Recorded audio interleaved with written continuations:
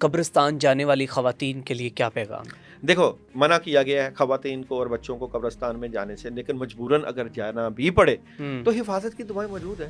ठीक है। आयतुल कुर्सी 11 मरतबा पढ़ के अपना हिसार कर लिया जाए, अपने जिस्म के ऊपर फूंक मार ली जाए और जाया जाए, और वहाँ पे पर्दे की हालत में जाया जाए, बेपर्दगी में ना जाया जाए। ठीक है। आप वहाँ पे जाएं, खुशबू लगा के ना जाएं। बच्चे जाएं तो बच्चे कब्रिस्तानों में आगे पीछे फिरते होते हैं, और फिर वो बच्चों के, क्योंकि असेफ ज़्यादा है ना जगह, बिल्कुल। वहाँ पे दरख्त होते हैं, जिन्नात होते हैं, शैतानी चीज़ें, हमदाद का असर होता है, तो आप हिफाजत की दुआएं पढ़ के ठीक जाओ। है। और जब घर आएँ तो फिर भी हिफाजत की दुआएं कौन पढ़ें। सी ऐसी गलती है कि जो आप कब्रिस्तान करते वक्त कभी भी ना करें? अच्छा जी, ये एक बहुत अहम सवाल है कि कौन सी गलती है। आपको वहाँ पे सिर्फ इसाले सवाब के लिए जाना है और वापस आ जाना है, ज़्यादा वक्त ना गुजारें वहाँ पे।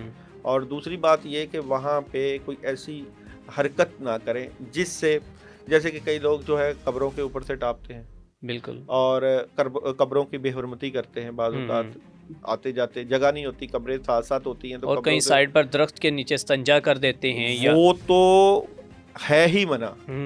कब्रें ही नहीं, कब्रिस्तान ही नहीं, बल्कि वीरानों में जो दरख्त हैं और जो जगह हैं, वहाँ पे जिन्नात की खुराक बड़ी होती है। देखें, हड्डी जिन्नात की खुराक है, मेंगने जो होती है ना, वो जिन्नात की खुराक है। ठीक है। अक्सर ऐसे मरीज मेरे पास आते हैं जो कि वीरानों में ऐसी ही जगहों पे जो असर होता है वहाँ से गुजरते हैं, तो उनके ऊपर असर आ जाता है। और एक और बड़ी अहम बात, अक्सर लोग जो अपने सदकात है ना, वो कब्रिस्तान में फेंक के आते हैं। अच्छा, ये भी नहीं करना चाहिए। आपने देखा होगा कि कब्रिस्तानों में दालें और हाँ, बिल्कुल बिल्कुल। चावल और मीठा, शक्कर फेंका होता है। पढ़ाइयाँ करके लोगों ने अपना सदका का उतारा किया होता है।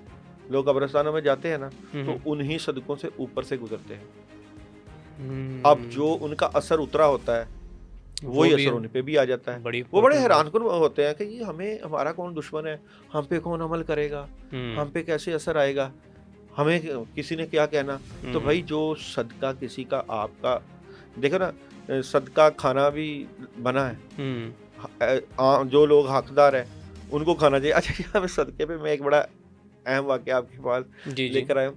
एक इमाम मस्जिद थे, मस्जिद के। अच्छा, एक बंदा उनके पास आया, उन्होंने कहा, यार मुझे ना किसी ने कहा है कि मुर्गी जो है ना, रोज़ाना जो है ना सदका करनी है, और ये मैं किसको दूँ ये सदका जो है ना, मैं अल्लाह के रास्ते में देना चाहता हूँ, क्योंकि मेरे हालात बड़े ख़राब हैं, तबीयत भी ख़राब रहती है, चीज़ें बड़ी ख़राब हो रही हैं। तो उसने कहा, आप मुझे दे दिया करो जो आपने सदका करनी है। वो बंदे ने मुर्गी जो है ज़िबा करनी, ला के मौलवी साहब को देनी शुरू कर। 10 या 15 मौलवी ने मुर्गियाँ खाई होंगी, तो बिस्तर पे पड़ गया। क्यों पड़ गया? किसी के बद असरात, शैतानी असरात या नेगेटिविटी का असर उसके ऊपर आना शुरू हो गया। तो लोग सदका जो है, आपने देखा कई लोग जो सदकात खाते हैं और फिर उनका हाल क्या होता है। ये तो मुझते के लोगों को खाना चाहिए। तो मौलवी साहब ने फिर तौबा कर ली कि उसका फिर इलाज भी ना हो। उस मौलवी साहब का जब फिर मेरे पास आए, तो फिर मैंने ये मसला हुआ है, तो भाई ऐसे काम ना करो।